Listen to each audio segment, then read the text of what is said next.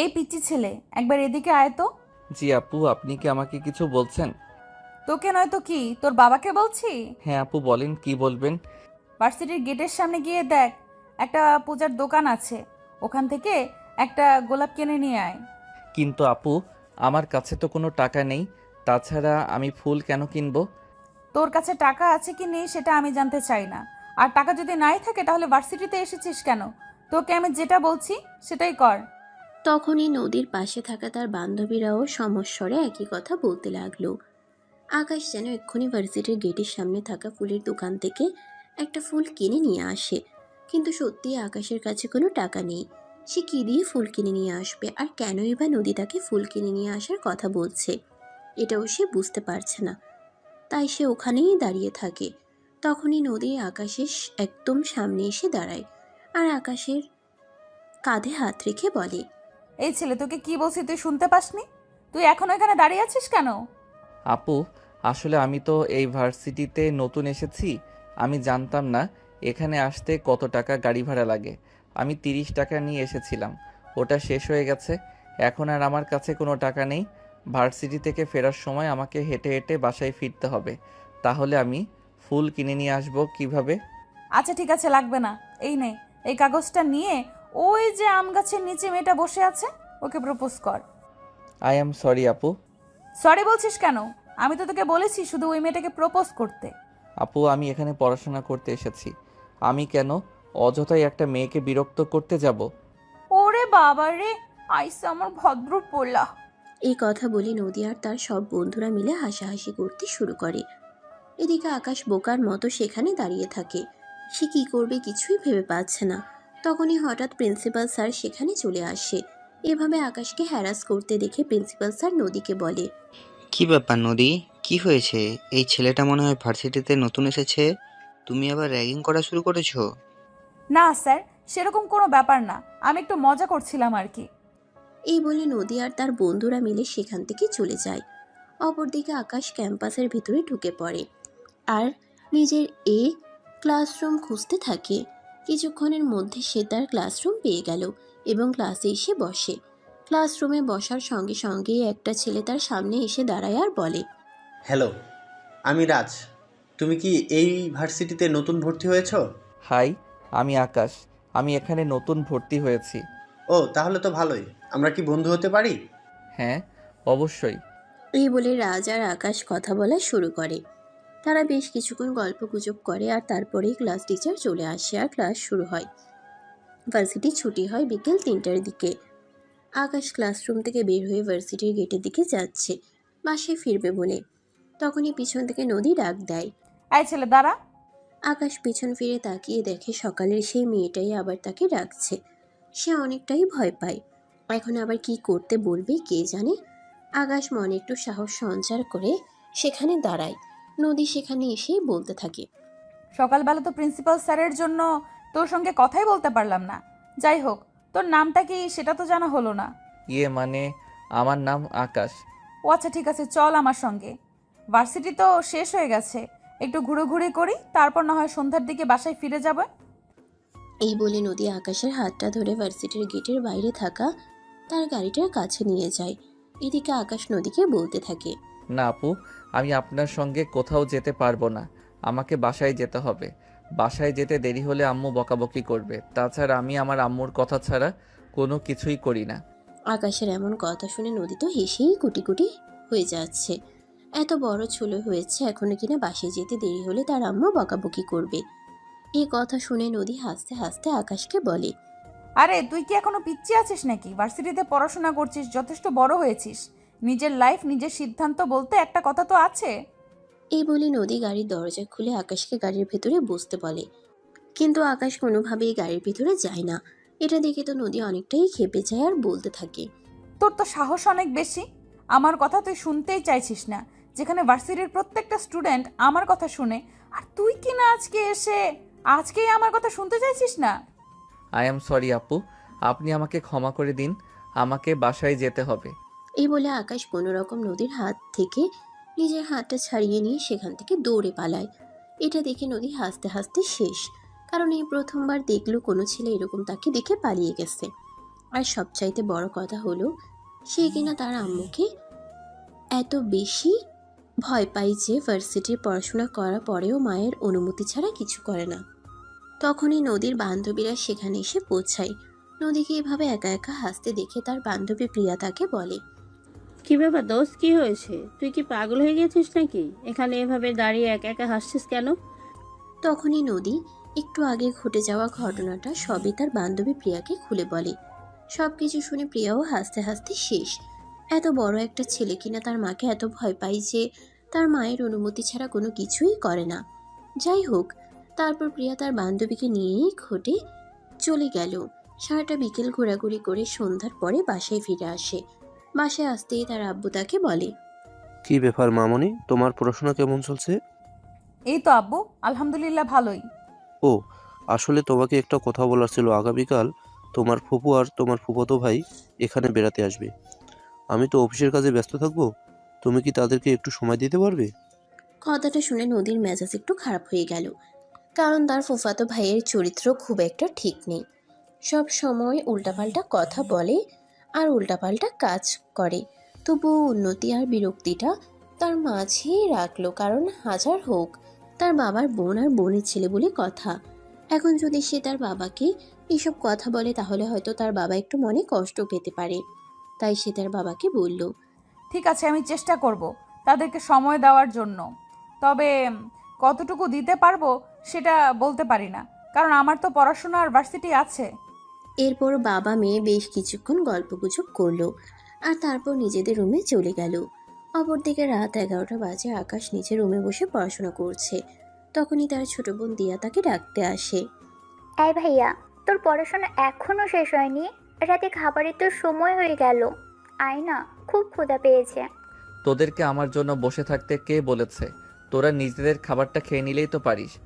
এই কথা বলতে বলতে আকাশ নিজের পড়া শেষ করলো আর তারপর তার ছোট বোনকে নিয়ে খাবার টেবিলে চলে গেল আর সবাই একসঙ্গে বসে খাবার খেয়ে নিল।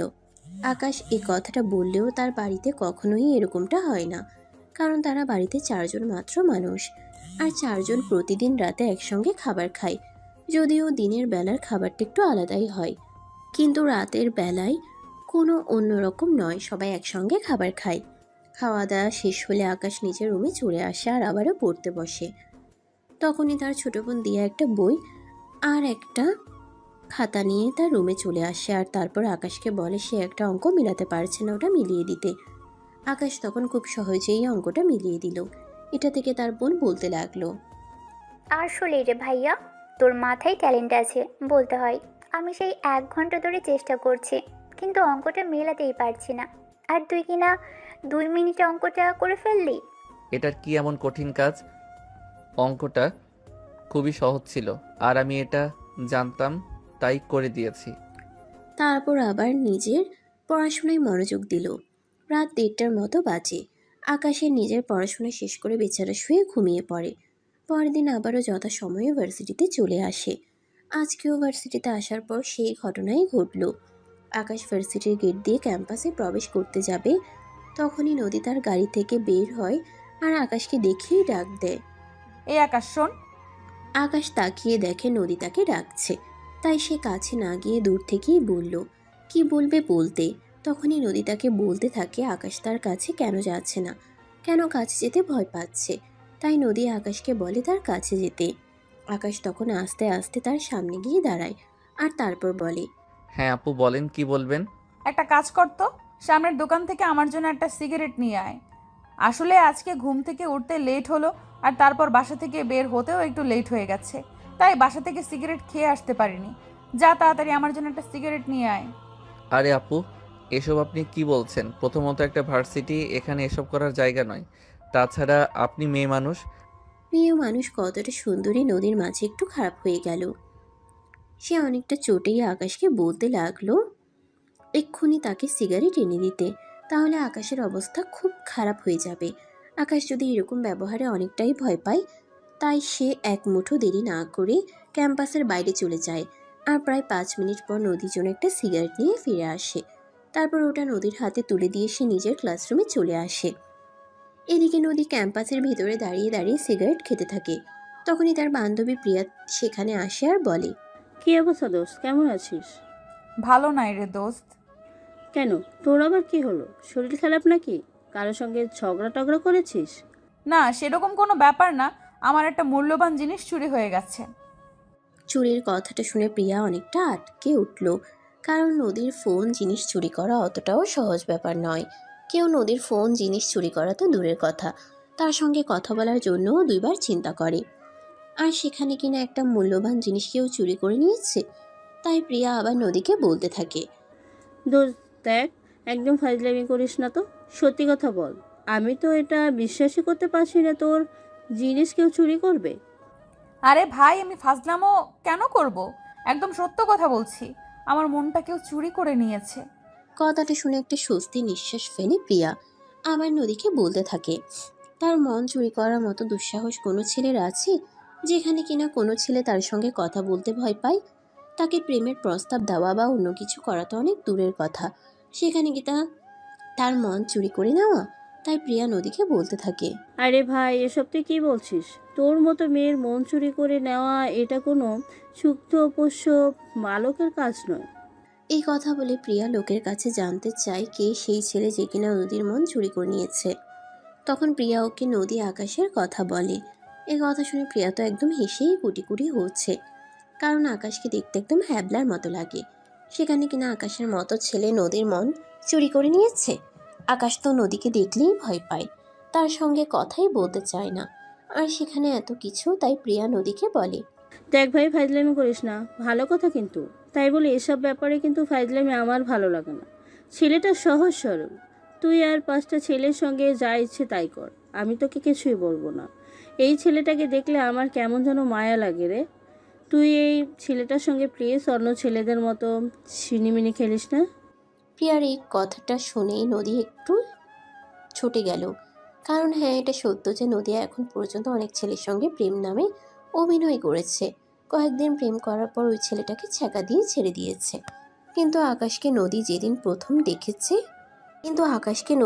প্রথম দেখেছে সেদিনই ভালো লেগে গেছে। প্রথম দেখতেই নদী আকাশের প্রেমে পড়ে গেছে, যাকে বলা চলে লাভ এট ফার্স্ট সাইট। তাই তো নদী প্রিয়াকে বলে, দেখ ভাই, আমি একদম ফাজলামো করছি না। যা বলছি সত্য কথা বলছি। আমি সত্যিই আকাশকে ভালোবেসে ফেলেছি। এই কথা শুনে প্রিয়া আবারও হাসতে থাকে, কারণ আকাশ তাদের চাইতে 2 বছরের জুনিয়র। যেখানে নদীর মতো রূপবতী মেয়ের সঙ্গে প্রেম করার জন্য ভার্সিটির অনেক ছেলেই পাগল হয়ে আছে। কিন্তু নদী অনেকটাই রাগী আর প্লেগার্ল টাইপের, তাই অনেক ছেলের ক্রাশ থাকার পরেও তারা কখনো নিজেকে নিজের মনের কথা বলেনি।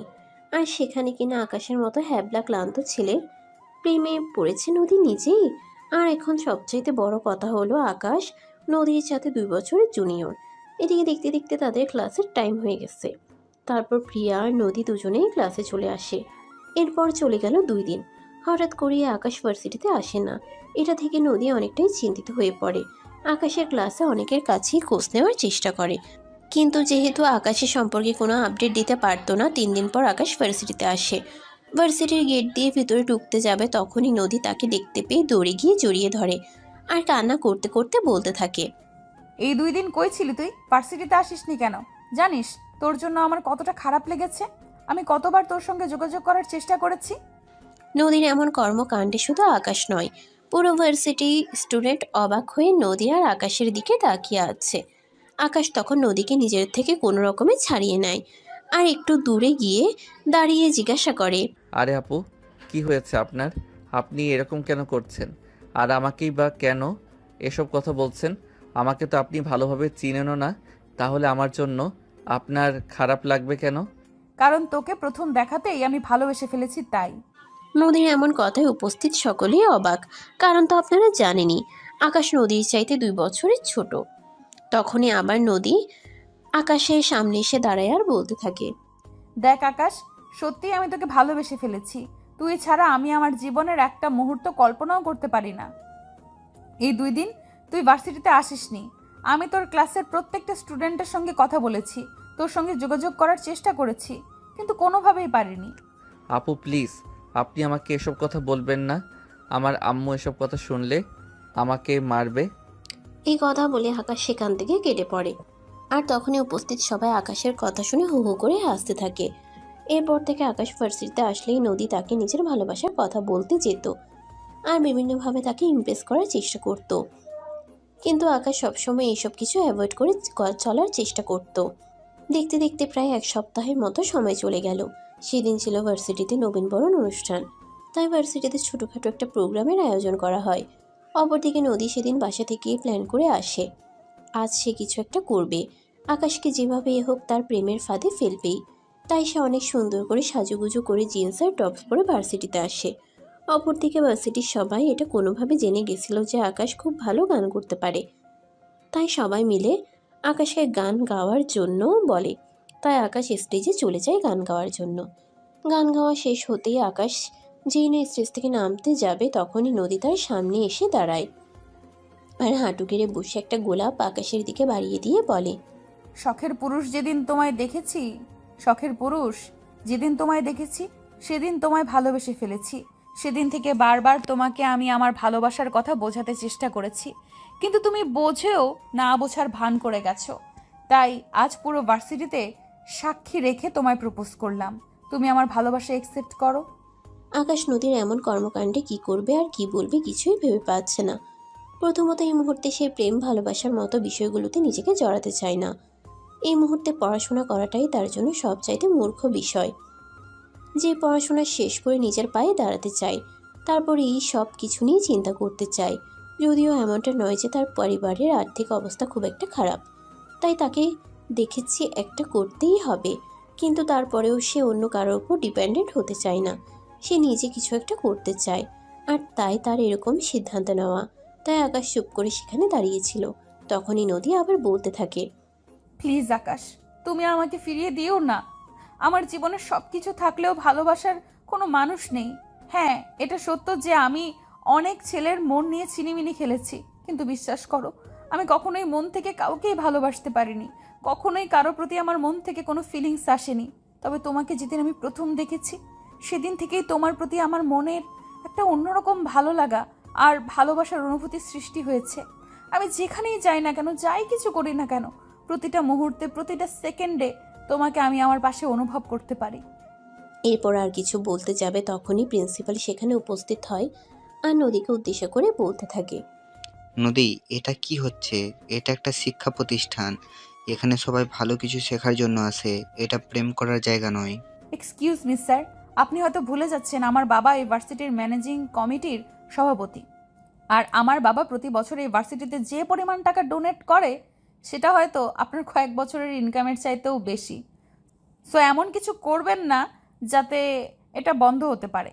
নদীর এই কথা শুনে প্রিন্সিপাল স্যার আর কোনো কথা না বলে সেখান থেকে চলে গেলেন। কারণ এটা সত্যিই নদীর বাবা প্রতি বছর ইউনিভার্সিটিতে বেশ কয়েক কোটি টাকা ডোনেট করে, কারণ এটা একটা প্রাইভেট ভার্সিটি। তাছাড়াও এই শহরে নদীর বাবার প্রতিপত্তি অনেক বেশি। নদীর বাবা চাইলে এরকম কয়েকটা ভার্সিটি কিনে নিতে পারেন। তাই নদীর সঙ্গে বিপত্তিতে না যাওয়াটাই ভালো মনে করে প্রিন্সিপাল সেখান থেকে চলে যান। অপরদিকে আকাশ তখনও সেখানে ঠাই দাঁড়িয়ে আছে আর কি করবে চিন্তা করছে। তখনই নদী বসা থেকে উঠে দাঁড়িয়ে আকাশকে সবার সামনে জড়িয়ে ধরে আর তার কপালে আলতো করে একটা ভালোবাসার পরশ এঁকে দেয়। এমন পরিস্থিতিতে উপস্থিত সবাই অনেক লজ্জায় পড়ে যায়, আর আকাশ নিজেও তা তো এমন মনে হচ্ছে যেন মাটি ছিঁড়ে ভিতরে ঢুকে যায়। আকাশ কোনো রকমে নদীর থেকে নিজেকে ছাড়িয়ে নেয় আর একটু দূরে দাঁড়িয়ে, এসব আপনি কি করছেন? আপনারা দেখছি সত্যি সত্যি মাথা খারাপ হয়ে গেছে। মাথা খারাপ না হলে কোনো মানুষ সুস্থ অবস্থায় এরকম কোনো কাজ করতে পারে না। আপনি প্লিজ একজন সাইকোলজি দেখান। এই বলে আকাশ সেখান থেকে চলে যেতে চাইবে।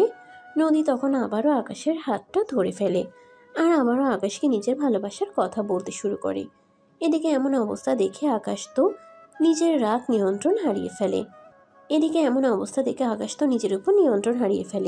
আকাশ নদীর গালে একটা চর বসিয়ে দেয়, তারপর রাগে গজগজ করতে করতে থাকে, এই ভার্সিটি নিয়েই তো আপনার যত সমস্যা।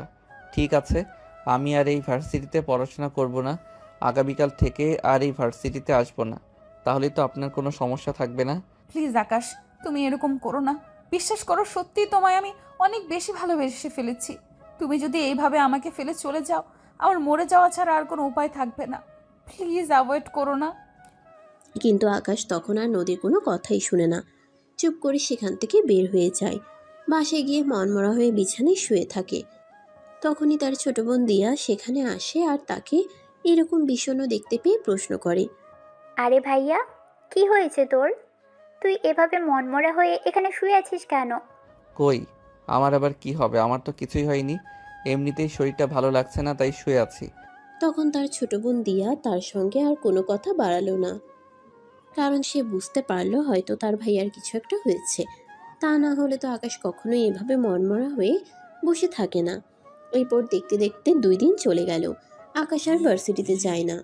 2 দিন পর যখন তার আম্মু এই বিষয়টা খেয়াল করলো, তখন তার আম্মু তাকে বলল। কি ব্যাপার আকাশ, কি হয়েছে তোর?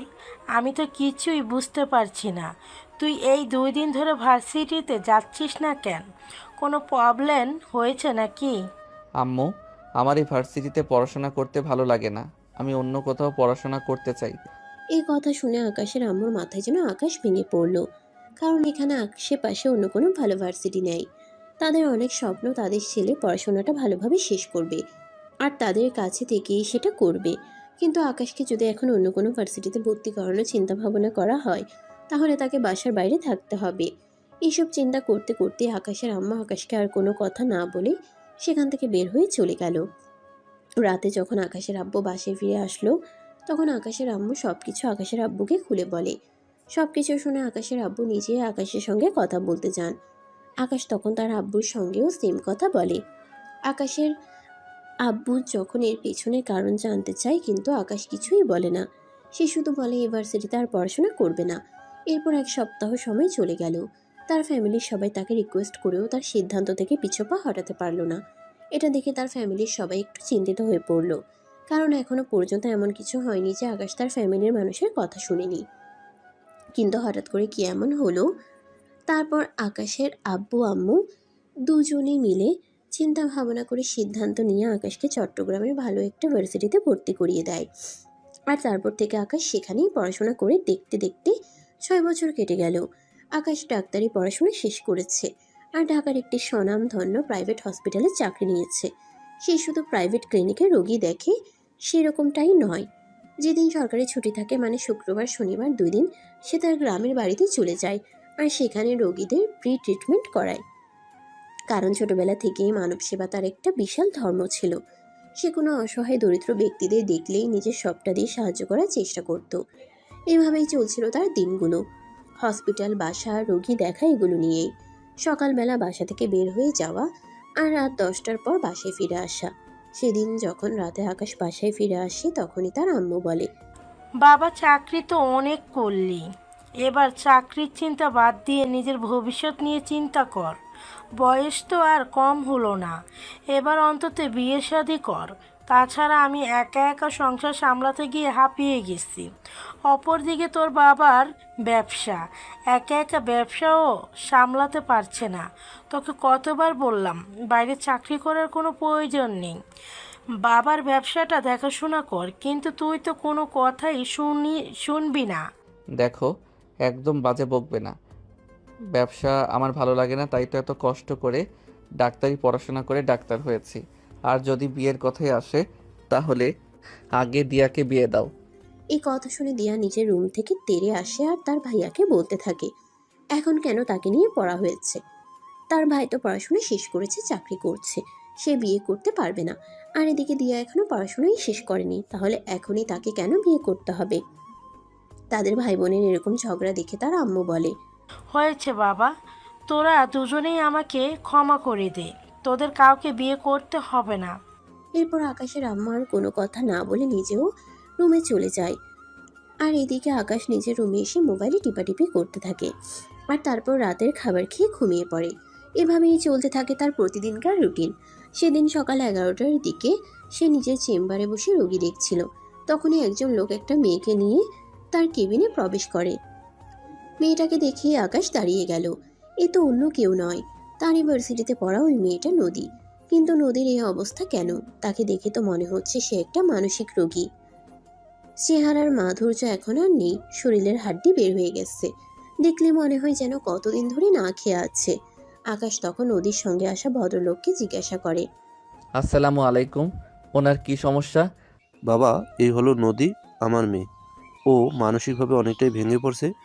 আমি যতদূর ওর বন্ধুদের সাথে শুনেছি, ও আকাশ নামে একটা ছেলেকে ভালোবাসতো, কিন্তু ছেলেটা তার ভালোবাসার মর্যাদা না দিয়ে তাকে ফেলে অনেক দূরে চলে গিয়েছে। তারপর আমার মেয়েটা ওই ছেলেটাকে খোঁজার জন্য অনেক চেষ্টা করেছে, কিন্তু কোনো খোঁজ পায়নি। তারপর দেখি আমার মেয়েটার এ অবস্থা হয়ে গেছে। আকাশে যেন নিজের চোখ আর কানকেই বিশ্বাস করতে পারছে না। নদী কি তবে সত্যি সত্যি তাকে ভালোবাসতো, আর ভালোবাসা না পাওয়ার জন্য নদী নিজের এই অবস্থা করেছে? আকাশ সেদিন আর নদীর আব্বুর কাছে নিজের পরিচয় প্রদান করালো না। নিজের পরিচয় গোপন রেখেই আকাশ নদীর সম্পর্কে সবকিছু জেনে নিল। আর তারপর আকাশ নদীর আব্বুর কাছ থেকে তাদের বাসার অ্যাড্রেসটা চেয়ে নিল এবং বলল সে নদীকে বাসায় গিয়ে ট্রিটমেন্ট করবে। এই কথা শুনে নদীর আরও অনেক বেশি খুশি হওয়ার কারণ তিনি শুনেছিলেন আকাশ অনেক বড় ডাক্তার। তিনি তো ভেবেছিলেন হয়তো ট্রিটমেন্ট করবে কিনা সেটাই সন্দেহ, কারণ আকাশ কোনো বড়লোক রোগীদের ট্রিটমেন্ট করায় না। নদীর আব্বু তখন আকাশের কাছে অনেক কৃতজ্ঞতা প্রকাশ করতে থাকে। অনেক ধন্যবাদ তোমাকে বাবা। তোমার ব্যাপারে যতটুকু শুনেছিলাম, আমি তো ভেবেছিলাম হয়তো তুমি আমার মেয়েকে দেখবেই না, কিন্তু এখন তুমি বলছো আমার মেয়েকে তুমি বাসায় গিয়ে ট্রিটমেন্ট করবে। সত্যি বাবা, তোমাদের মতো মানুষরা বেঁচে আছে বলেই পৃথিবী এখনো মানবতা বেঁচে আছে। তবে ওই ছেলেটার জন্য আমার খুব আফসোস হয় যে ছেলেটা কিনা আমার মেয়ের ভালোবাসাকে উপেক্ষা করে আমার মেয়েটাকে পাগল বানিয়ে ছেড়ে দিয়েছে। এই বলে নদীর আব্বু কান্না করতে থাকে। আকাশ তখন নদীর আব্বুকে সান্ত্বনা দেয় এবং বাড়ি ফিরে যেতে বলে। সেদিন বিকেল 4টার দিকে আকাশ হসপিটাল থেকে বের হয়ে নদীর আব্বুর দেওয়া ঠিকানা অনুযায়ী চলে আসে। গাড়ি থেকে নামতেই দেখতে পেল বিশাল এক অট্টালিকা, একদম রাজকীয় রাজপ্রাসাদের মতো। আকাশ ধীর পায়ে বাড়ির ভিতরে প্রবেশ করে। কলিং বেল চাপ দিতেই বাড়ির কাজের মেয়েটা এসে দরজা খুলে দেয়। আকাশকে দেখে সে বলতে থাকে ভিতরে যাওয়ার জন্য, এবং এটাও বলে যে মালিক তাকে বলে রেখেছিল কেউ একজন আসবে আর তাকে নদীর রুমে পাঠিয়ে দিতে। কাজের মেয়েটা তখন আকাশকে নদীর রুমটা দেখিয়ে দেয়, আর আকাশ তখন সিঁড়ি বেয়ে উপরে উঠে নদীর রুমে চলে আসে। রুমের ভিতরে ঢুকে আকাশের চোখগুলো একদম চড়ক গাছ। রুমের ভিতরে পরিবেশটা দেখে সে কোনো কিছু বিশ্বাসই করতে পারছে না, কারণ পুরো রুমের দেয়াল জুড়ে আকাশের ছবি টানানো। ছবিগুলো তখনকার সময় যখন কিনা আকাশ হ্যাবলার মতো চুলে তেল দিয়ে শার্টের সবগুলো বোতাম লাগিয়ে ভার্সিটিতে যেত। আর এখন তো আকাশ ডাক্তার এবং পুরো স্মার্ট একটা ছেলে, তাই নদীর আব্বু দেখার পরেও আকাশকে চিনতে পারেনি। যাই হোক, রুমের ভিতরে যে আকাশ নদীকে কোথাও দেখতে পেল না, তাই আবার রুম থেকে বের হয়ে চলে যাচ্ছিল। তখনই নদীর আব্বুর সঙ্গে দেখা হয়।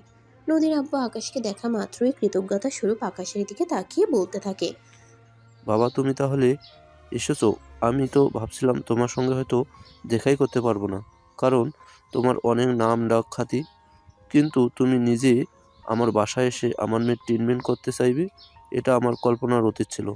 আঙ্কেল বাদ দিন না সেসব কথা। আমি একজন ডাক্তার, রোগী ট্রিটমেন্ট করা আমার দায়িত্ব। এখন বলুন নদী কোথায় আছে? আমি তো ওনাকে ওনার রুমে দেখতে পেলাম না। সে হয়তো ব্যালকনিতে বসে আছে। দিনের বেশিরভাগ সময় ব্যালকনিতেই একা একা বসে থাকি, আর কি যেন একটা ভাবে। আমরা কেউ যদি ওর সঙ্গে কথা বলতে চাই, তাহলে ও আমাদের সঙ্গে কোনো কথা বলে না, সব সময় চুপচাপ থাকে। আবার আমরা যদি জোর করে তার সঙ্গে কথা বলতে চাই, তাহলে খুব বেশি রিয়েক্ট করে, এমনকি আমাদের আঘাত করতে চায়। নদীর আব্বুর সঙ্গে কথা শেষ করে আকাশ আবার রুমে ফিরে আসে। রুমে এসে দেখতে পায় নদী ব্যালকনি থেকে রুমের দিকে আসছে। আকাশকে দেখে নদী কেমন যেন একটা রাগের চেহারা নিয়ে আকাশের দিকে তাকায়। আকাশ তখন নদীকে বলে, হাই, আমি আকাশ। কেমন আছো তুমি? আকাশের কথায় নদী কোনো উত্তর দেয় না। কপাল কুঁচকে আবার ব্যালকনিতে চলে যেতে লাগে। আকাশ তখন আর কোনো কথা না বলে তার পিছন পিছন ব্যালকনিতে চলে আসে। নদী ব্যালকনিতে এসে বাইরের দিকে হাঁ করে তাকিয়ে থাকে। আকাশ তখন আবারও নদীর সঙ্গে কথা বলার চেষ্টা করে, কিন্তু নদী আকাশের সঙ্গে কোনো কথাই বলে না। নদী চুপচাপ যেন কোনো কথা বলাই ভুলে গেছে। আকাশ অনেক কম চেষ্টা করার পরেও নদীর সঙ্গে কোনো কথাই বলতে পারেনি। প্রায় 1 ঘন্টা পর আকাশ বাধ্য হয়ে নদীর রুম থেকে বের হয়ে নিচে চলে আসে। ড্রয়িং রুমে এসেই দেখতে পায় নদীর আব্বু বসে বসে কান্না করছে। আকাশ তখন নদীর আব্বুর পাশে বসে আর নদীর আব্বুর হাত দুটো ধরে বলে, আঙ্কেল প্লিজ, আপনি আমাকে ক্ষমা করে দিন। তবে কি বাবা তুমিও হাল ছেড়ে দিচ্ছ? আমার মেয়েটা আর কোনোদিন সুস্থ হবে না, আর কোনোদিনই সুস্থ স্বাভাবিক জীবনে ফিরে আসবে না। এই বলে নদীর আব্বু কান্না করতে শুরু করে। আর এদিকে আকাশ তখন কিছুক্ষণ চুপ থাকার পর আবারও নদীর আব্বুকে বলতে থাকে। আঙ্কেল, আপনার মেয়ের জীবন থেকে হারিয়ে যাওয়া সেই ছেলেটা আমি। আকাশের মুখ থেকে এই কথাটা শুনেই নদীর আব্বু লাফ দিয়ে উঠে দাঁড়ায়। আর তারপর আকাশের দিকে কিছুক্ষণ অসহায় দৃষ্টিতে তাকিয়ে থাকে। আর তারপর বলতে থাকে। আমি তো বিশ্বাস করতে পারছি না আমার মেয়ের জীবন থেকে হারিয়ে যাওয়া সেই ছেলেটা তুমি। আমার মেয়ে তো বলে যেন ওই ছেলেটা হাবলার মতো দেখতে, আর তোমার ছবিও দেখেছিলাম, কিন্তু ছবির সঙ্গে তো তোমার চেহারার খুব একটা মিল নেই। আসলে আঙ্কেল, তখন আমি ওভাবেই থাকতাম, কারণ আমার জীবনে প্রেম ভালোবাসার মতো বিষয়গুলোকে আমি কখনো সেভাবে গুরুত্ব দেইনি।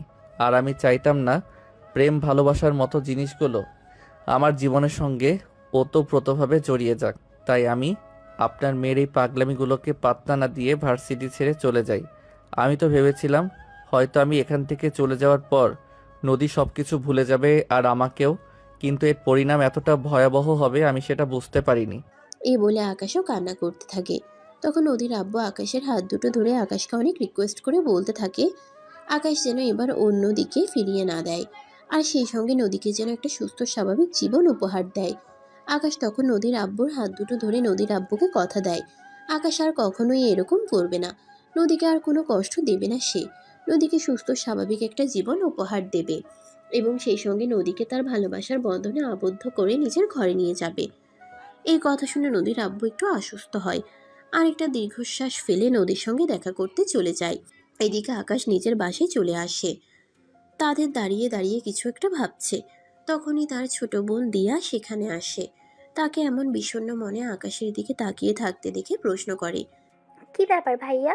কি হয়েছে তোর? আজ আবার হঠাৎ করে তোর মনটা খারাপ কেন? না রে, এমনি কিছু ভালো লাগছে না। এই বলে আকাশ তার বোনকে কোনো কিছু না বলে সেখান থেকে চলে গেল। তার বোন তখন তাকে প্রেশার দিল না কি হয়েছে সেটা বলার জন্য। আকাশ তখন কোনো কথা না বলে চুপচাপ বাড়ির ভেতরে চলে আসে আর নিজের রুমে গিয়ে শুয়ে থাকে। আজ নদীর জন্য তার খুব বেশি মন খারাপ লাগছে, কেন জানি খুব বেশি কান্না পাচ্ছে। সে নিজেকে আর কোনোভাবেই কন্ট্রোলে রাখতে পারছে না।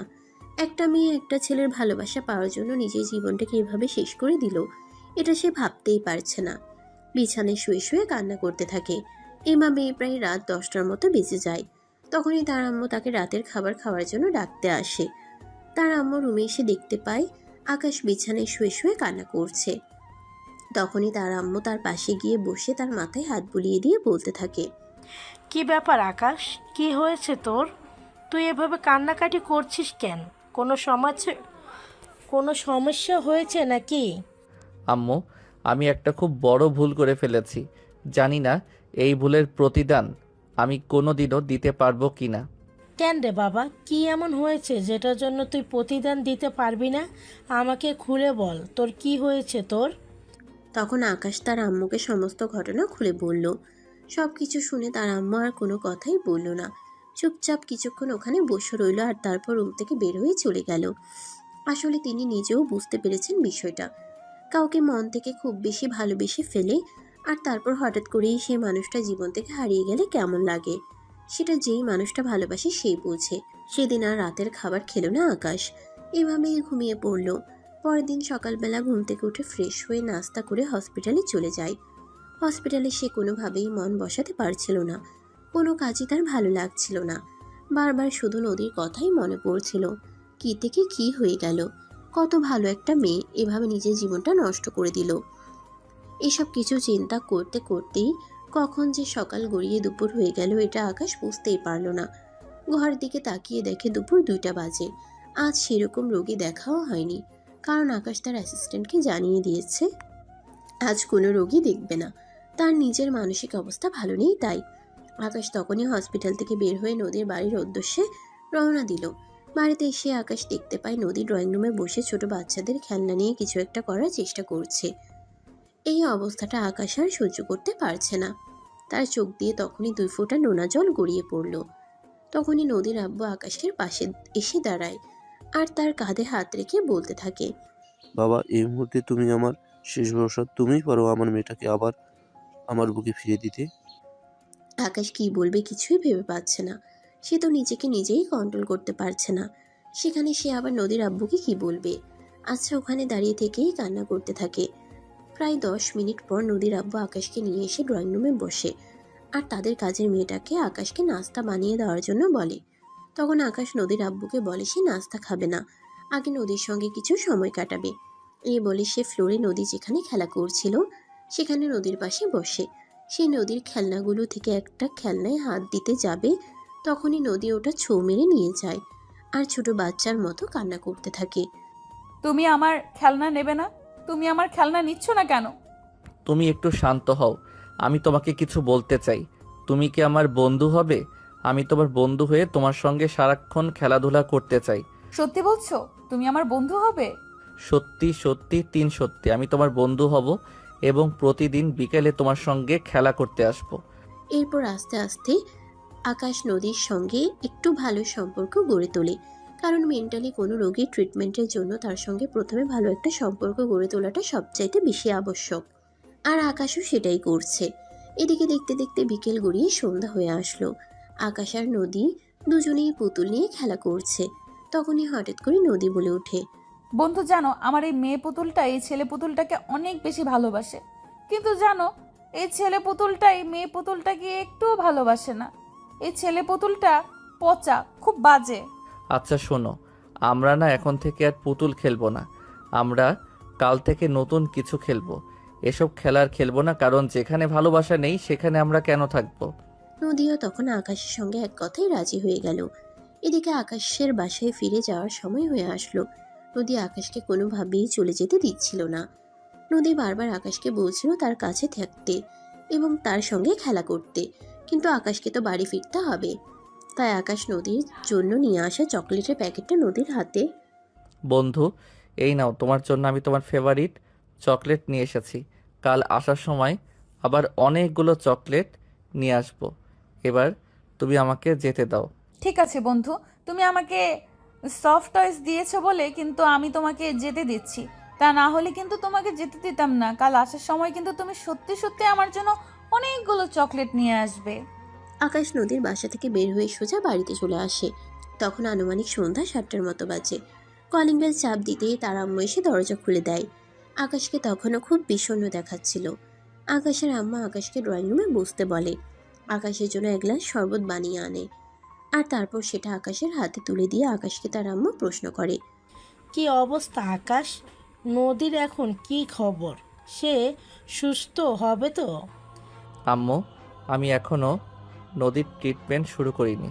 আগে আমি ভালোভাবে তার মানসিক অবস্থাটা বুঝতে চাই, তার সঙ্গে খুব ভালো একটা বন্ধুত্বের সম্পর্ক গড়ে তুলতে চাই, তারপর তার ট্রিটমেন্টের ব্যবস্থা করব। আমার মনে হয় নদীকে এখানে রেখে আমি ভালোভাবে ট্রিটমেন্ট করতে পারবো না। নদীকে নিয়ে দেশের বাইরে কোথাও যেতে হবে এবং তাকে উন্মুক্ত একটা পরিবেশে ছেড়ে যেতে হবে। কিন্তু নদীর আব্বু কি তোর সঙ্গে নদীতে যেতে দিবে? এটা ওনার সঙ্গে কথা বলে দেখতে হবে, কারণ উনি নদীর বাবা এবং এই মুহূর্তে নদীর সমস্ত ব্যাপারে ডিসিশন নেওয়ার অধিকার ওনার আছে। তাই আগে ওনার সঙ্গে কথা বলে দেখব। উনি যদি আমাকে পারমিশন দেন তাহলেই আমি নদীকে নিয়ে দেশের বাইরে চিকিৎসা করাতে যাব। এই বলে আকাশ নিজের রুমে চলে আসে। এর পরের দিন যখন আকাশ নদীর সঙ্গে দেখা করতে গেল, তখন নদীর আব্বুর সঙ্গে সমস্ত ব্যাপারটা খুলে বলল। সবকিছু শুনে নদীর আব্বু আকাশকে বলে, দেখো, আমার মেয়েটাকে পুরোপুরি সুস্থ করে তোলার জন্য যাই কিছু করতে হোক আমি সব কিছু করতে রাজি আছি। বিগত 6টা বছর ধরে আমি যে কি একটা খারাপ অবস্থার মধ্যে দিয়ে যাচ্ছে সেটা আল্লাহ ছাড়া কেউ ভালো জানে না। আর টাকা পয়সা নিয়ে তুমি কোনো চিন্তা করো না, টাকা যা লাগবে আমি দেবো। আমার মেয়ে ছাড়া তো পৃথিবীতে আমার অন্য কেউ নেই। নদীর আব্বুর এইসব কথা শুনে আকাশ সিদ্ধান্ত নিল নদীকে নিয়ে সে দেশের বাইরে যাবে। এমন কোনো একটা দেশে যাবে যেখানে প্রেম ভালোবাসা ওপেন সিক্রেট, যেখানে ভালোবাসা বাধা দেওয়ার মতো কেউ নেই। তখনই সে মনে মনে চিন্তা করলো ও নদীকে নিয়ে এসে আমেরিকায় যাবে, কারণ আমেরিকায় বাচ্চারা 12 বছরের পর থেকে একদম স্বাধীন হয়ে যায়। তারা যা ইচ্ছা তাই করতে পারে, তাদের জীবনে কোনো বাধা বিপত্তি থাকে না। এরকম চিন্তা করতে করতেই 2 দিন পরে এসে নদীকে নিয়ে আমেরিকার উদ্দেশ্যে রওনা দেয়। নদী তো প্রথমে যাওয়ার জন্য একদম রাজিই ছিল না, কারণ ওই মুহূর্তে তার মনে ভয় জিনিসটা খুব বেশি কাজ করত। সে সব কিছুতেই ভয় পেত, কিন্তু আকাশ তাকে খুব ভালোভাবে বোঝায় এবং তারপরেই নদী আকাশের সঙ্গে যাওয়ার জন্য রাজি হয়। আজ তারা আমেরিকায় এসে পৌঁছেছে। আমেরিকাতে আকাশের পরিচিত একজন সাইকোলজিস্ট ছিল। আকাশ তার সঙ্গে আগে থেকে কথা বলে রেখেছিল নদীর ব্যাপারে, তাই সেখানে এসে তাদেরকে আর খুব বেশি বেগ পোহাতে হলো না। তারা সেখানে পৌঁছেই প্রথম একটা হোটেল রুম বুক করলো, যেটাতে শুধুমাত্র একটাই বেডরুম ছিল। আকাশ চেয়েছিল নদীকে তার খুব কাছাকাছি রাখতে এবং পরিপূর্ণ ভালোবাসা দিয়ে নদীকে সারিয়ে তুলতে। নদী রুমের ভেতরে প্রবেশ করে রুমটা একটু ভালো করে দেখে নিল। রুমটা তার বেশ পছন্দ হয়েছে, তাই সে ধপাস করে বিছানায় শুয়ে পড়ল। আকাশ তখন অন্যদিকে কোনো কিছু না বলে নিজে ফ্রেশ হতে চলে গেল। ফ্রেশ হয়ে এসে দেখতে পায় নদী ততক্ষণ করে ঘুমিয়ে গেছে। তাই আকাশ আর নদীকে ডাকলো না, কারণ একজন মেন্টালি সিক রোগীর জন্য ঘুমটা সবচাইতে বেশি প্রয়োজন। তাই সেই রুমের দরজাটা বাইরে দেখতে দিয়ে লাগিয়ে দিয়ে একটু বাইরে চলে গেল, আর তারপর তাদের জন্য খাবার অর্ডার করলো। এদিকে কিছুক্ষণ পরেই নদী ঘুম থেকে উঠে যায়, আর ঘুম থেকে উঠে আকাশকে কোথাও দেখতে না পেয়ে কান্না শুরু করে। এদিকে প্রায় 20 মিনিট পর আকাশ রুমে ফিরে আসে। রুমের কাছাকাছি আসতেই সে নদীর কান্নার আওয়াজ শুনতে পায়, তাই সে তাড়াতাড়ি করে রুমের দরজা খুলে ভিতরে প্রবেশ করে। আর রুমে এসে দেখতে পায় নদী খুব জোরে কান্না করছে।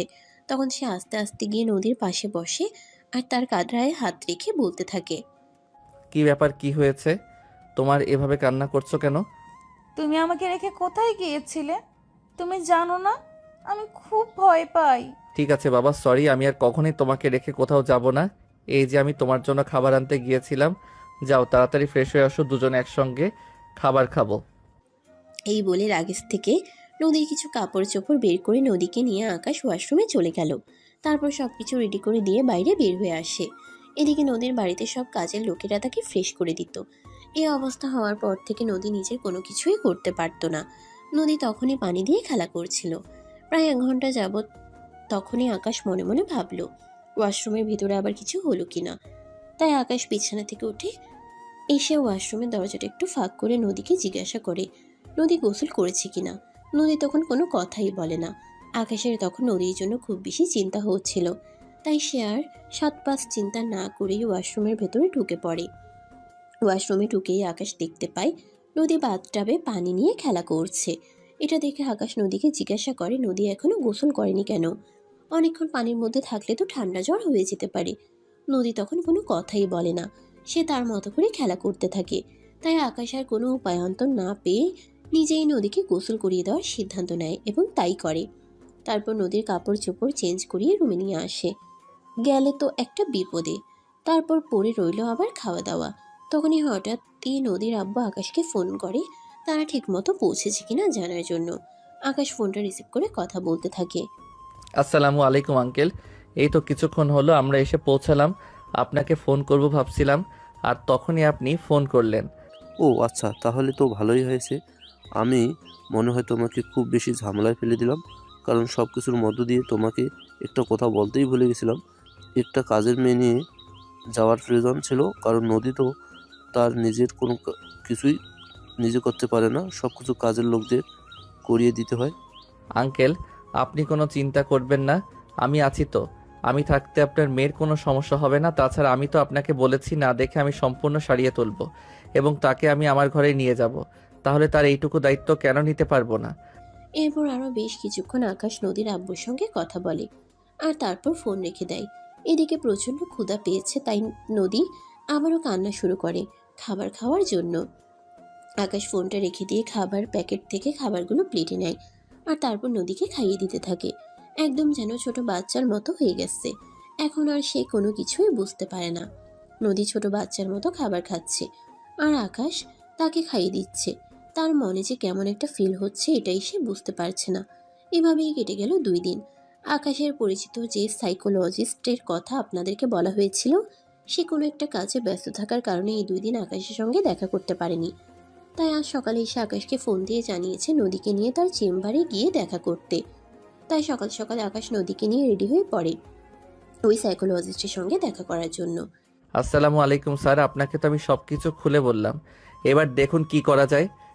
চিন্তা করো না, আমি ব্যাপারটা বুঝতে পেরেছি। তবে ওর কিছু টেস্ট করাতে হবে, আমি লিখে দিচ্ছি, তুমি করিয়ে নাও, তারপর স্টেপ বাই স্টেপ ব্যবস্থা নিব। এই বলে সাইকোলজিস্ট বেশ কিছু টেস্ট লিখে দিলেন। আকাশ তখন নদীকে নিয়ে ল্যাবে চলে গেল এবং এই টেস্টগুলো করানোর রিপোর্ট পেতে 2 দিন সময় লাগবে। তাই আকাশ আবারও নদীকে নিয়ে হোটেলে চলে যায়। 2 দিন পর রিপোর্ট আসলে আকাশ রিপোর্টগুলো নিয়ে সাইকোলজিস্টের সঙ্গে দেখা করতে চায়। উনি সবগুলো রিপোর্ট খুব ভালোভাবে দেখেন এবং আকাশকে বলেন, দেখো, ওর মধ্যে যেটা হয়েছে ওটা আমার মনে হয় মেডিসিন দিয়ে খুব একটা কাজ হবে না। তবুও আমরা আমাদের জায়গা থেকে সর্বাত্মক চেষ্টা করব। তবে সবচাইতে যেটা বেশি প্রয়োজন সেটা হলো তাকে ভালোবাসাময় ভালো একটা পরিবেশে রাখতে হবে। সে যেই কারণে এরকম হয়েছে ওটা তাকে ফিরিয়ে দিতে হবে। তাহলেই তাকে সম্পূর্ণ সুস্থ করে তোলা সম্ভব। আর তা না হলে হয়তো আমরা খুব দীর্ঘ একটা সময় ধরে তার ট্রিটমেন্ট করাতে পারবো, কিন্তু হয়তো সে পুরোপুরি সুস্থ হবে না। আকাশ তখন ওই সাইকোলজিস্টকে নদীর ট্রিটমেন্ট শুরু করতে বলে এবং নিজেও সিদ্ধান্ত নেয় যেভাবেই হোক নদীকে সুস্থ করে তুলবেই। প্রায় 2 মাস ধরে চলছে নদীর ট্রিটমেন্ট, আর অপরদিকে আকাশের অক্লান্ত পরিশ্রম নদীকে সুস্থ করে তোলার জন্য। ইতিমধ্যে নদীও বেশ খানিকটা সুস্থ হয়ে গেছে। তাই তো আকাশ নদীকে নিয়ে আবার ওই সাইকোলজিস্টের সঙ্গে দেখা করতে যায়। আকাশ, নদী এখন মোটামুটি সুস্থ। তুমি চাইলে তাকে আবার পুরনো পরিবেশটা ফিরিয়ে দিতে পারো, তাহলে সেই পুরোপুরি সুস্থ হয়ে উঠতে পারে। আকাশ তখন নদীকে নিয়ে বাসে ফিরে আসে আর মনে মনে সিদ্ধান্ত নেয় নিজেকে নিয়ে কাল সে একটু ঘুরতে যাবে এবং সেখানে গিয়ে সে পুনরায় নদীকে আগের অবস্থায় ফিরিয়ে আনার চেষ্টা করবে। সে নদীকে প্রপোজ করবে এবং ভালোবাসার কথা বলবে। তাই পরের দিন সে নদীকে নিয়ে বাইরে বের হয় এবং খুব সুন্দর একটা জায়গায় নিয়ে যায়। নদী তো ওখানে গিয়ে অনেক খুশি, চারপাশে দৌড়াদৌড়ি ছুটাছুটি করতে থাকে আর মনের আনন্দে লাফালাফিও করতে থাকে। তখনই আকাশ নদীর পিছন থেকে নদীকে ডাক দেয় আর তার সামনে হাঁটু গেড়ে বসে তাকে প্রপোজ করে আর ভালোবাসার কথা বলে। সে আমার মনের রানী, তোমায় ভালোবেসে আসছে দীর্ঘ 7টা বছর ধরে, কিন্তু কোনো এক অজানা কারণে তোমাকে ভালোবাসার কথা বলা হয়ে ওঠেনি। আজ সাহস করে তোমায় বলতে এসেছি, প্লিজ তুমি আমায় ফিরিয়ে দিও না, আমার ভালোবাসা অ্যাকসেপ্ট করো। নদীর মাঝে এই কথাগুলো শোনার পর সেরকম একটা রিয়াকশন আসলো কিনা সেটা বোঝা গেল না, কিন্তু নদী ফুলগুলো পেয়ে অনেক খুশি হলো আর আকাশের হাত থেকে ফুলগুলো নিয়ে এসে মনের আনন্দে ওগুলো নিয়ে খেলা করতে লাগলো। ফুলগুলোতে বারবার চুমু খেতে লাগলো আর আকাশকে ধন্যবাদ দিতে লাগলো। ধন্যবাদ তোমাকে আমাকে এত সুন্দর ফুলগুলো এনে দেওয়ার জন্য। জানো, আমি ফুলগুলো খুব ভালোবাসি। তারপর আকাশ নদীকে নিয়ে সেখানে বেশ কিছুক্ষণ ঘোরাঘুরি করলো আর রাতের খাবার পর হোটেলে ফিরে আসলো। এভাবেই চলে গেল আরও কয়েকদিন। আকাশ ভেবে পাচ্ছে না কিভাবে নদীকে সম্পূর্ণ সুস্থ করা যাবে। তাকে সুস্থ করে তোলার জন্য তো সব রকম চেষ্টা করা হচ্ছে, কিন্তু তারপরেও নদী কোনো রকমই সম্পূর্ণ সুস্থ হচ্ছে না। তাই আকাশ বারবার সাইকোলজিস্টের কাছে ছুটে আসে এবং পরামর্শ চায়। দেখো, ওদের যা হওয়ার কিছুই নেই। দীর্ঘ 6 বছর ধরে নদী এরকম অবস্থায় আছে, তাই এটা সেরে উঠতে একটু তো সময় লাগবেই। তুমি ধৈর্য ধরো, নিশ্চয় আল্লাহ ভালো কিছু রেখেছে। তুমি চেষ্টা চালিয়ে যাও। আকাশ তখন কোনো কথা না বলেই সেখান থেকে চলে আসে আর মনে মনে ভাবতে থাকে তাকেই কিছু একটা করতে হবে। তাই সে সেদিন থেকে সিদ্ধান্ত নিল নতুন কিছু করবে। বাসায় এসে আকাশ দেখতে পায় নদী বসে বসে টিভি দেখছে। তখনই সে চিন্তা করতে লাগলো কিভাবে কি করা যায়। তখনই হঠাৎ তার মনে পড়ল নদীকে নিয়ে রোমান্টিক মুভি দেখবে, তাতে যদি নদীর মধ্যে কোনো একটা পরিবর্তন আসে। যেমন চিন্তা তেমনই কাজ। আকাশ তখনই নদীর হাত থেকে রিমোটটা নিয়ে একটা রোমান্টিক মুভি চালু করে দেয়। মুভি শুরু হয়। এই কিছুক্ষণের মধ্যে নায়ক নায়িকাকে তার ভালোবাসার কথা বলে এবং তাকে প্রপোজ করে।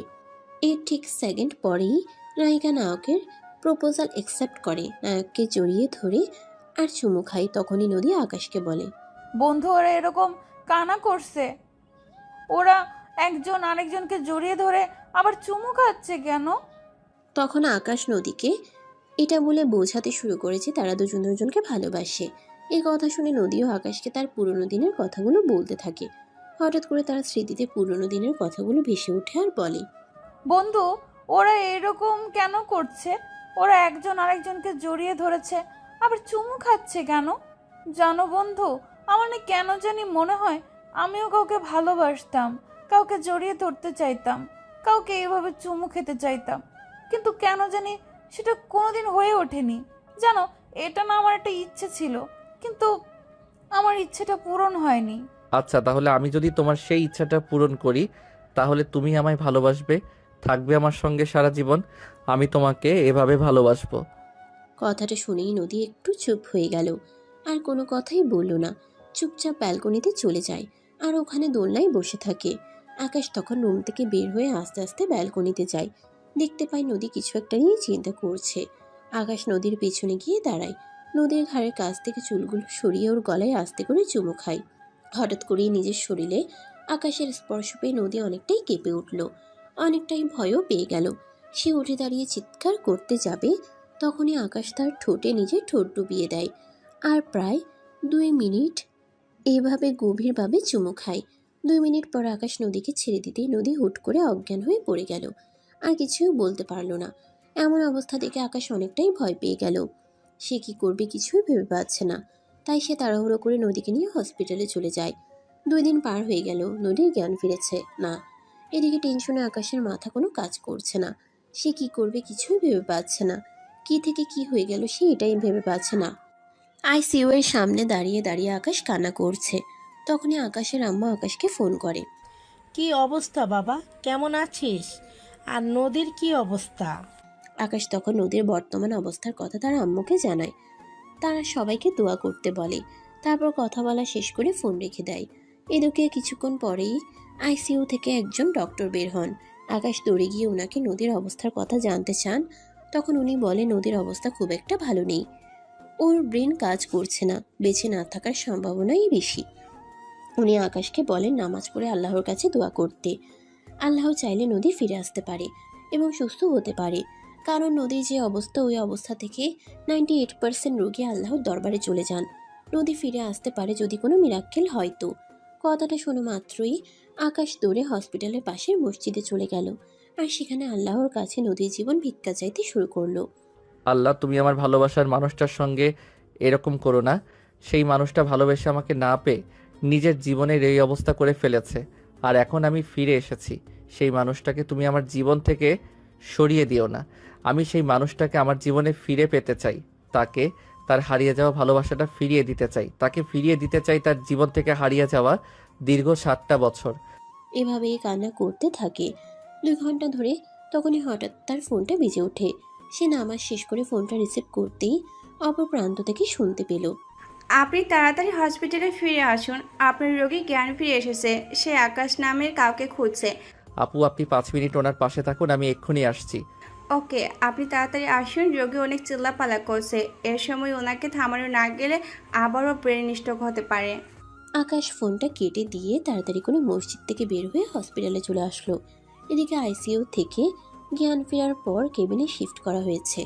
আকাশ কেবিনে এসে নদীর পাশে বসে তার হাতটা ধরে বলতে লাগলো, নদী, এই যে আমি তোমার আকাশ, তোমার কাছে ফিরে এসেছি। আকাশ, তুমি এতদিন কোথায় ছিলে? আমাকে ফেলে কেন চলে গিয়েছিলে? তুমি জানতে না তোমায় আমি কতটা ভালোবাসতাম? সরি নদী, আমার ভুল হয়ে গেছে। আমাকে তুমি এবারের মতো ক্ষমা করে দাও। আমি আর কখনোই তোমাকে ফেলে কোথাও যাব না। আমি সেদিন তোমাকে বুঝতে পারিনি, তার জন্য আমি খুবই দুঃখিত। প্লিজ তুমি আমাকে ক্ষমা করে দাও। আমি তোমার জীবনে ফিরে এসেছি, সারা জীবনের জন্যই ফিরে এসেছি। আর কখনো তোমাকে ফেলে কোথাও যাব না। এই বলে আকাশ নদীকে টান দিয়ে নিজের বুকের সঙ্গে মিশিয়ে নেয়, আর নদীও তাকে খুব শক্ত করে জড়িয়ে ধরে কান্না করতে থাকে। তখনই ডাক্তার অন্যদিকে দেখতে আসা আর আকাশকে কেবিন থেকে বের হয়ে যেতে বলে। আকাশ কেবিন থেকে বের হয়ে গেল। ডাক্তার আবার নদীকে ঘুমের ইঞ্জেকশন দিয়ে ঘুম পাড়িয়ে দিল। ডাক্তার কেবিন থেকে বের হয়ে আসার পর আকাশ ডাক্তারের কাছে নদীর বর্তমান অবস্থা জানতে চায়।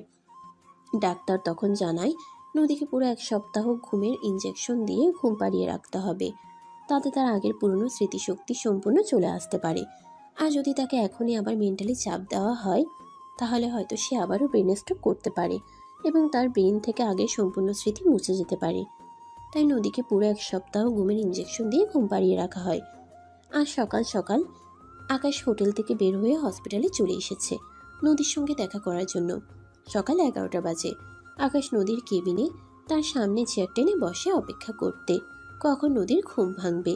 প্রায় 11:30টার দিকে নদীর ঘুম ভাঙলো, আর নদী ঘুম থেকে উঠে দেখতে পেল আকাশ তার সামনে বসে বসে কান্না করছে।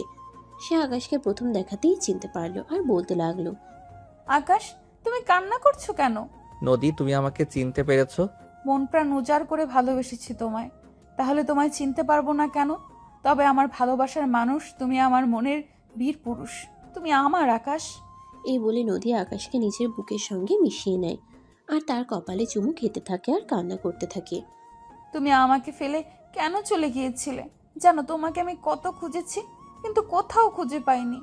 কেন আমায় এতটা কষ্ট দিয়েছো? আই এম সরি, আমার ভুল হয়ে গেছে। আমাকে তুমি ক্ষমা করে দাও।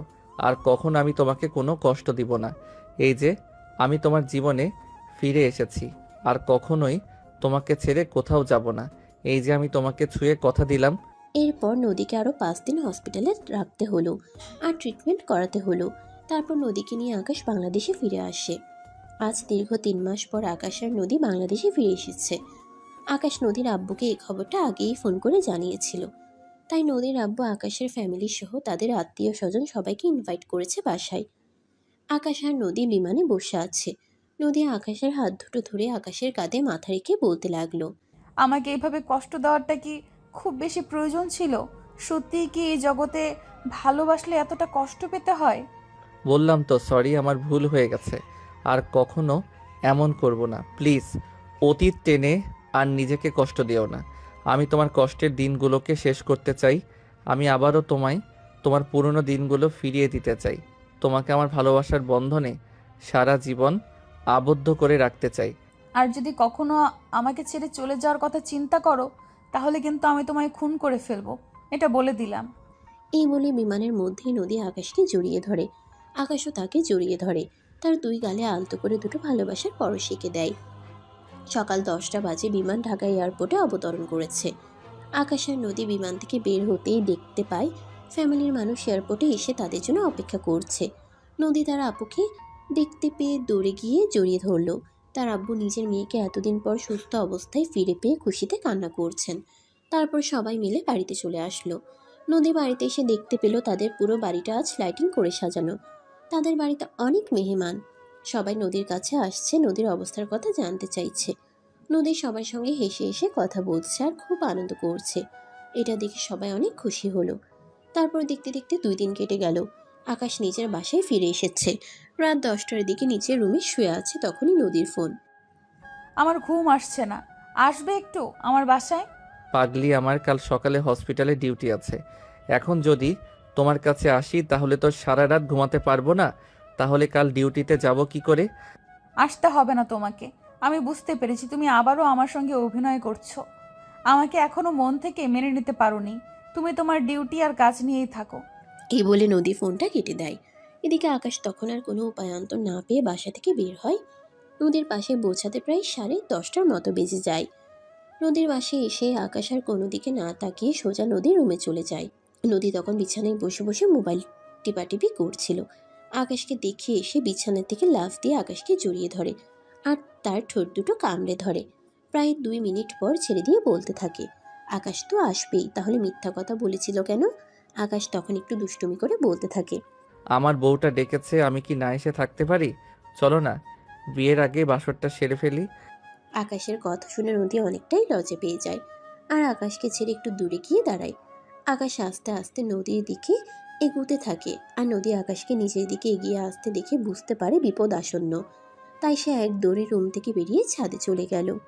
আকাশও তখন নদীর পেছনে দৌড়াতে দৌড়াতে ছাদে চলে আসে। আকাশ ছাদে এসে দেখতে পেল নদী ছাদে এক কোণে দাঁড়িয়ে আছে। আকাশ তখন পিছন থেকে নদীকে জড়িয়ে ধরে আর তার গলায় কিস করতে থাকে। নদী নিজেকে ছাড়ানোর চেষ্টা করতে থাকে, কিন্তু একটা পুরুষ মানুষের শক্তির সঙ্গে কি একটা মেয়ে মানুষ এত সহজেই পেরে ওঠে? নদীর এদিকে ছাড়ানোর চেষ্টা করলেও ছাড়াতে পারছিল না। আকাশ তাকে পাগলের মতো কিস করেই যাচ্ছিল। এমন অবস্থা দেখে নদী আকাশকে বলতে লাগলো, এই কি করছো তুমি? এক্ষুনি কেউ চলে আসবে, আর আমাদের এই অবস্থায় দেখে ফেললে কি হবে ভাবতে পেরেছো? এত চিন্তা ভাবনার সময় এই আমার হবু বউকে আমি কিস করছি, এতে যদি কারোর কোনো সমস্যা হয় তাহলে তো আমার কিছুই করার নেই। এই বলে আকাশ নদীকে টান দিয়ে ঘুরিয়ে নিজের বুকের সঙ্গে মিশিয়ে নেয় আর নদীর ঠোঁটে আবারও কিস করতে থাকে। ভালোবাসার মানুষের স্পর্শ পেয়ে নদী তো একদম পাগল হয়ে যাওয়ার মতো অবস্থা। কিন্তু যাই কিছু হয়ে যাক না কেন, তাদের বিয়েটা এখনো হয়নি, তাই সবকিছু এখনই করা যাবে না। এটা বলতে বলতেই নদী আকাশের থেকে নিজেকে ছাড়িয়ে নিল। তারপর আকাশকে নিয়ে ডাইনিং টেবিলে চলে গেল। ডাইনিং টেবিলে গিয়ে আকাশ তো একদম হতবাক, পুরো টেবিল ভর্তি খাবার। আর তখনই কাজের মেয়েটা এসে জানায় এই সবগুলো খাবার নদীর নিজের হাতে আকাশের জন্য তৈরি করেছে।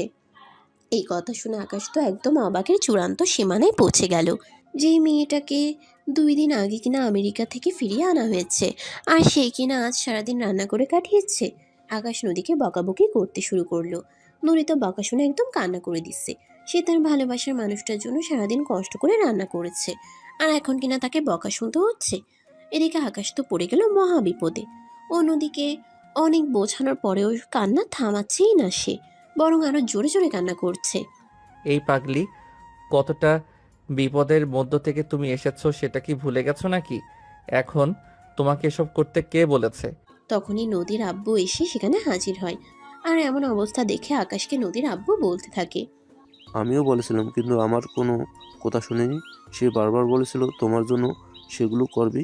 আচ্ছা যাই হোক, কাল একবার তোমার আব্বু আম্মুকে আমাদের বাড়িতে পাঠিও, তোমাদের ব্যাপারে কথা বলবো।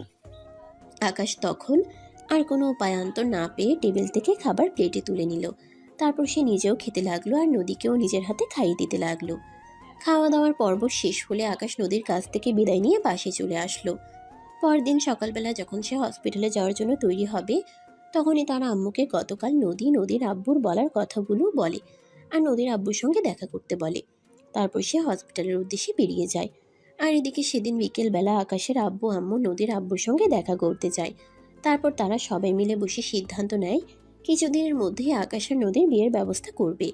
তারপর পারিবারিক সিদ্ধান্ত মোতাবেক 1 সপ্তাহের মধ্যেই আকাশ আর নদীর বিশাল ধুমধামের সঙ্গে বিয়ের আয়োজন করা হলো। বিয়ের সমস্ত কেনাকাটা প্রায় শেষ হয়ে আসলেও শুধু আকাশ আর নদীর বিয়ের পোশাকটাই কেনা বাকি ছিল। তাই আকাশ নদীকে নিয়ে শপিংয়ে যাওয়ার জন্য তৈরি হয়। তখনই দিয়া সেখানে আসে আর বলতে থাকে, ভাইয়া, তোদের বিয়ে আর সেই জন্য তোরা নিজেরাই শপিং করতে চলে যাচ্ছিস?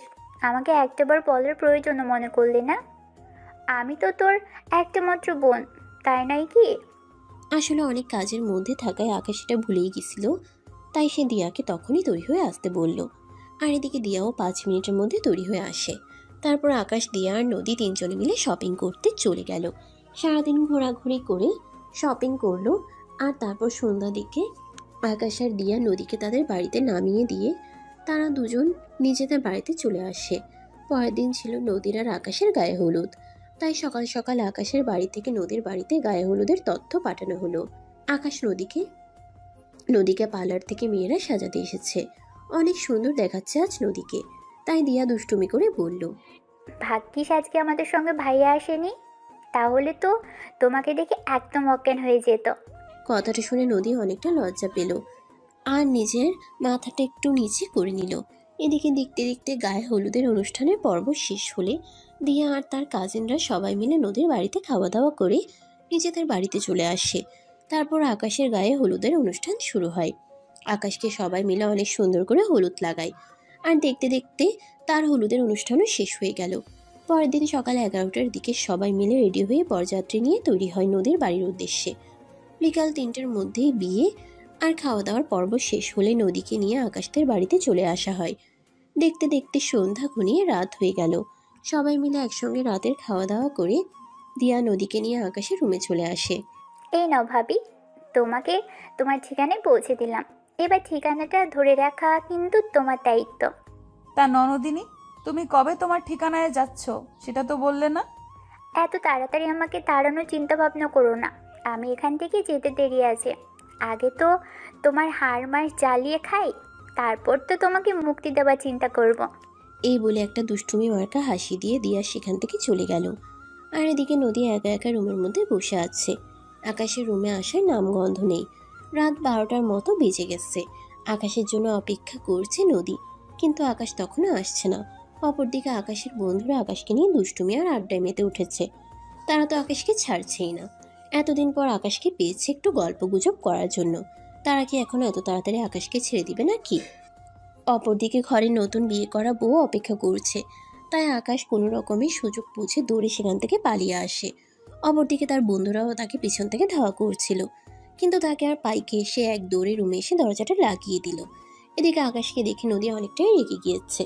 সে বিছানা থেকে নেমে রাগে ফুসফুস করতে করতে বলতে লাগে, আমি সেই কখন থেকে একা একা বসে আছি, তোমার এতক্ষণে আসার সময় হলো?